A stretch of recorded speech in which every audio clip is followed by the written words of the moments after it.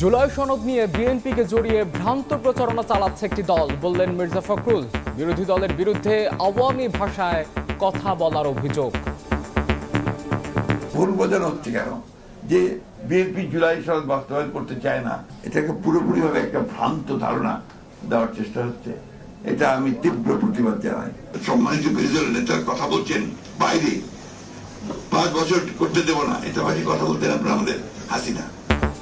5 August ঘিরে কিছু করার সক্ষমতা নেই, কার্যক্রম নিষিদ্ধ আওয়ামী লীগের।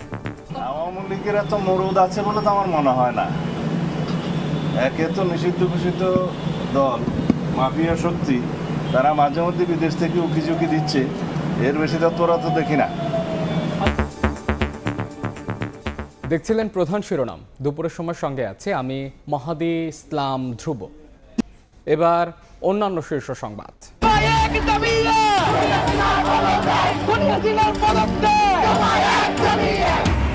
24-এর এই দিনে ঘোষণা হয় স্বৈরাচারী সরকার পতনের 1 দফার। আসে অসহযোগ আন্দোলনের ডাক।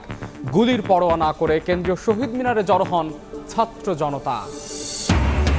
সবার ছোট ছোট প্রচেষ্টায় দেশের জন্য বড় কিছু করা সম্ভব। ভিডিও বার্তায় প্রধানমন্ত্রী নির্দিষ্ট স্থানে ময়লা ফেলার পাশাপাশি চারপাশের পরিবেশ পরিচ্ছন্ন রাখার আহ্বান। সম্পর্ক নতুন উচ্চতায় নিতে নিবিড়ভাবে কাজ করছে বাংলাদেশ, চীন, জানালেন পররাষ্ট্র উপদেষ্টা। ঢাকা বেইজিং অর্থনৈতিক করিডোর নিয়ে আশাবাদী চীনা রাষ্ট্রদূত। গাজীপুরের কাশিমপুর ভূমি অফিসের সব কর্মকর্তা কর্মচারী সাময়িক বরখাস্ত। আকস্মিক পরিদর্শনে গিয়ে অনিয়মের সত্যতা পেলেন জেলা প্রশাসক। নেওয়া হবে আইনি ব্যবস্থাও। এবং কোনোভাবেই কাটছে না গ্যাস সংকট। পাম্পে গাড়ির দীর্ঘ সারি, বেকায়দায় কলকারখানা, ট্যানারি টেস্টে চামড়া প্রক্রিয়াজাতকরণ প্রায় বন্ধ। প্রয়াদেশ হারানোর দাবি বিটিএর।